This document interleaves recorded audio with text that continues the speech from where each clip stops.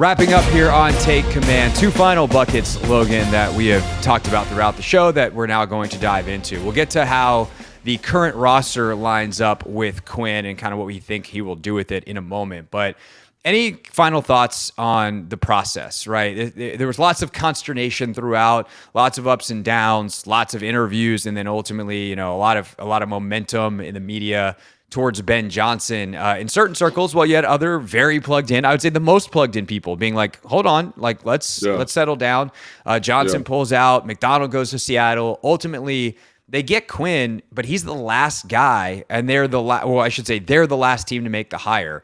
Any worries on how that all went down and how we landed here, even if I think both of us see this as something that very much potentially could work if some of the key questions we've laid out are answered in the right ways? Honestly, I don't really have that big of a concern about it. And I think the reason I say that is because just when you talk to people who are plugged in, this wasn't like a one-horse race. It wasn't like the Ben Johnson race. It was apparently, again, and this is I'm getting this secondhand from people, and this was consistent through all the people that I talked to. It wasn't like Ben Johnson. It was like they're all pretty close, and they all had kind of their warts. They all kind of had their issues, and the committee had reservations about guys, that I think the people weren't, the public wasn't necessarily aware of. So again, like to me, they did their due diligence. Ben Johnson, no one got Ben Johnson, right? No one got Bobby Slowick. They both went back to their respective teams. McDonald, well, I think he's very, very talented. I didn't talk to anybody familiar with the process, but people that I know in Baltimore, and they were like, he does come across sometimes as a young guy. So maybe in terms of just me totally, this is total conjecture. Maybe they didn't think he was ready. I don't know. But by the way, Josh Harris has a long history of hiring experienced coaches, or at least guys that have been like, his first hire in Philly for the Sixers was Brett Brown, long-time Greg Popovich assistant, not young hotshot assistant. Right. And so I think, again, like while the McDonald name was kind of the attractive name of the process, in addition to the Ben Johnson name, I don't think there was like this. There were issues, right? There's an issue anytime you hire a young coach, a guy that's never done it before, and I do think that it was probably close. And so I think like ultimately when it settles, like I think they're very happy with the hire. I think it's their guy. I think they feel good about it, but I don't think it was this crazy like, oh, Ben Johnson or bust. Ben Johnson was head and shoulders above the other candidates from an interview process standpoint. I think it was a little bit more connected than people think. And all I know is that if I'm Adam, and again, this is total conjecture, like I have a great resource about Dan Quinn in Kyle Shanahan. Mm-hmm. Like they just do. They know each other really well. Kyle has a lot of respect for Dan. So if I go to a guy that I have a lot of respect for, if I'm Adam and I talk to Kyle and I talk to other people around the league, like there's nothing bad anyone's going to say about Dan. Like at the Senior Bowl, right? They were doing a mic'd up segment and they had the camera on him and we can't hear anything he's saying. But during the practice, everybody is coming up to him and dapping him up and saying congratulations about that, because I got to talk to him afterwards. He's like, oh yeah, everyone's really excited about the hire. So again, Dan's well respected around the league. People have a lot of like this. Again, there's not, as long as you think about it as not like a one horse deal, I think it makes a little bit more sense about why this is okay. And I genuinely think that's how the process went. No, I agree. And I think that because we see it from the Washington side, we have burgundy and gold colored glasses on. And in this case, I say that phrase to say your timeline, as you look down at your watch through your burgundy and gold colored glasses, is going to look very different than it looked from the outside in a more neutral, objective point of view. Nevertheless, a Detroit Lions blue tinted glass, which is really Ben Johnson. Like, is it optimal what happened with him? Absolutely not. He sending a text while the interviewers are on the plane to come to get you, or to come interview you, I should say, is not ideal. But that happened less than 48 hours after he lost a playoff game. Right. There's not a ton of time for him to consider. And he was probably like, I kind of want to see how the things go with Detroit. And he was apparently pretty clear about that, telling people he was going to be very selective and that he might go back. Like, he's just a different dude. Yeah. And I don't think in a bad way. Like, I think ultimately this will serve him well in wherever he goes. But he really did want to go back. And once there was unfinished business, and Sunday he loses, Monday is locker clean out day, and he's probably thinking long and hard about it. does all his exit interviews with his players, goes home, calls his agent. They're probably like, hey, sleep on it. By the time he wakes up the next morning and they ultimately make their final call, the Commanders are on the plane. Like, there's just not a lot of time there. Yeah. So that part doesn't really bother me as much as I think it bothers a lot of people. And then, the reality and is ultimately, I would say, like, you don't want a guy who's, if I'm the Commanders, I'm grateful that he did that. Yes. Because I don't want a guy 100%. I don't want a guy who's half in and half out. I want a guy who's I don't want a guy who's doing it because we're going to pay him $15 million. Right. Correct. I want a guy who's like, I'm psyched. Let's go. Yes, let's do it. And there's a lot of guys, I've said this a couple times over the last few days on the radio. There's a lot of guys in the NFL who would just take the money and figure it out.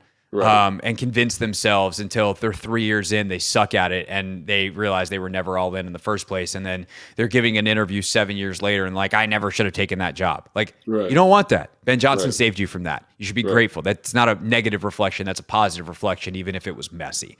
Yeah. But then there's also the reality of the timing of who else they were interviewing. And Keim talked about this with me yesterday on the radio, and I'm sure he's talked about it on his podcast as well. But because Aaron Glenn and Anthony Weaver were serious candidates for them, they needed to wait to interview them. And also, they were treating that process seriously in terms of the Rooney Rule. Like, they were like, these are real candidates for us. This is not us checking boxes and BSing a very important part of the hiring process. Right. These are real candidates for us, and we might hire them. So we're not just going to go interview two other minorities outside the organization to box check and rub everybody's face in it and then go hire Dan Quinn. No, we want to see what Anthony Weaver is, and we want to see what Aaron Glenn is. And those guys weren't available. And ultimately they interviewed those guys on Monday and Tuesday, and they make a hire by Thursday. Like, that ain't that long in terms of a wait. It just felt extremely long because we on the Washington side have been in this for a long time. So I think once you kind of step out of the Washington box, you put a little perspective on it. Yes, they were last. Yes, it was unfortunate that they had to wait till the end to interview and ultimately make a hire, because I do think it costs you a shot at Raheem Morris. But Ra picks Atlanta. Okay, Yeah. Ra could have said, hey, you guys really like me, I'm going to wait it out, and Atlanta would have had to sweat it out along with Washington and Seattle. But they land here, all is well. They got someone who was very much at the top of their list. Last but not least, and we'll dive more into this in depth maybe on the next couple of shows. Obviously, coming up early next week, we will do a full Senior Bowl recap. That will be our next podcast, as well as a reaction to Dan Quinn's introductory press conference. But Logan, any early thoughts on DQ, this defense, what he's likely to bring principle-wise, and the roster as it stands right now? Yeah, I mean, it's really early, obviously. And just looking at what he did when he was in Dallas, I think, there's a lot of guys that in that system that are very position flexible. So I look at like the Cam Curls, the Percy Butlers. Obviously, Cam Curl's a free agent, but Forrest, these safeties that are physical, that can be run players, that can also cover okay. I think that gives some kind of, again, flexibility to what he does. I think Benjamin St-Juste, from a height, weight, length standpoint, is going to be significantly more productive in this system. Could you imagine if Dan Quinn and that staff could teach him ball skills? That would be cool. Yeah, no, I think, and so that's something that sticks out to me too. It's like, this is where I think you see, I've brought this up before, but like this old adage that there's only 4 players on a team that are scheme agnostic. I think the scheme will elevate a lot of these guys, and again, there still is a deficiency in talent. You need edge rushers. You probably need some more linebackers to play some good football, because look at the linebackers that he's had over the course of his career. They're all very good. But I think there's some excitement for me. Kendall Fuller, I think, would be excellent in a cover 2, cover 3, sprinkling in a little bit of man's type of scheme, cover 6 scheme. So, and I think when you get a coach like, what's his name, the defensive back coach from Dallas, Al Harris, when you get a guy in there who's obviously shown a great proclivity for communicating and done it, has the experience, I think that's going to really elevate that group. So while that group looked like a hot mess at points last year, I think this is where you see the importance of coaching, the importance of scheme, and the importance of communication from those coaches if they get the right guys in those positions. Yeah. So the what I'm most intrigued by, my first initial look, is Quinn's defenses have the issues they've run into have been often because they're light up the middle, like they're thin through the spine. this team is not thin through the Right. spine. Yeah. This team has John Allen and Deron Payne and Jamin Davis up the middle, at least for next year. Yeah. And I am curious if Quinn sticks with that, or does they look to trade Allen? Like, we'll see. Obviously, who knows? Maybe we'll learn a lot more tonight. We have our 106.7 The Fan versus the Team 980 live event. John Allen is our special guest, and you're damn sure that he's going to be asked about it by either a drunk or sober radio host of some kind at that point in the evening, as we'll be on stage, off air, and completely uncensored. Everyone hold on to your butts.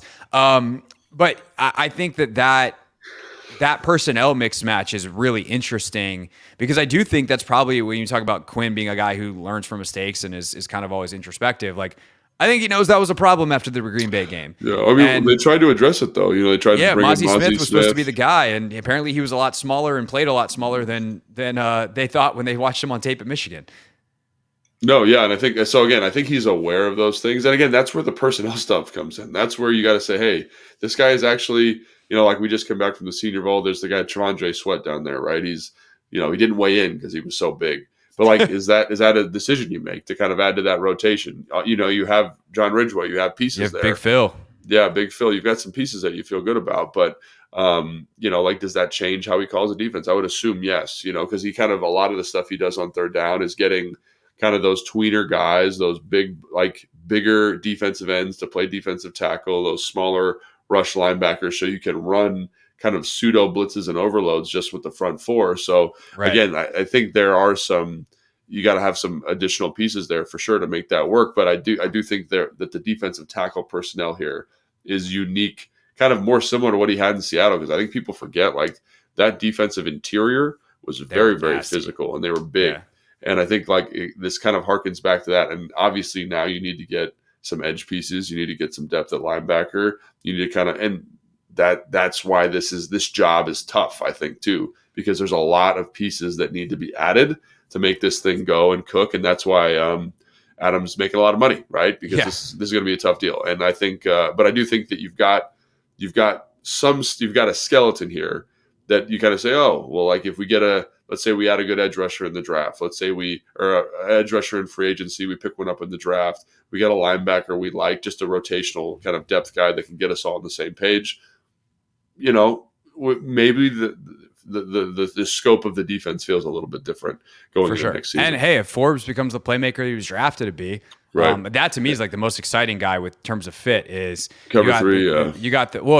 You got the coach and the coaches who have created the best turnover creating corners in the league the last couple of years. Great point. And one of the best guys that we've ever seen do it at the college level, who was just heinously poorly coached as a rookie. So let's see what he can do in year 2. All right, much more on this obviously to come. Much more on Logan's trip to the Senior Bowl. We are going to get very draft heavy very quickly with this coaching search wrapping up. We'll talk about the coordinators as they get in, film studies, the whole deal. You know how we do here on Take Command. Unless you're new, and well, that's what we do here at Take Command, and you should subscribe to our podcast so you do not miss any bit of this golden analysis. I will see you guys later on today, if you're listening on Friday, for the Hoffman Show, 4 to 7 on the Team 980, including a visit from the man who has called more Cowboys games on television than anyone the last 3 years, Kevin Burkhardt, the play-by-play voice for Fox. The lead play-by-play voice, he will join me. My boy Clint Yates will join me on a Friday, and we'll see who else stops by as well as the crew shows up there at the Bethesda Theater ahead of our live event tonight. And if you're listening to this over the weekend, all that stuff already happens. You should go check the Hoffman Show podcast wherever you're listening right now. We'll see you early next week for the Senior Bowl recap and a recap of Dan Quinn's intro presser. For Logan, I'm Craig. See ya. Thanks for listening.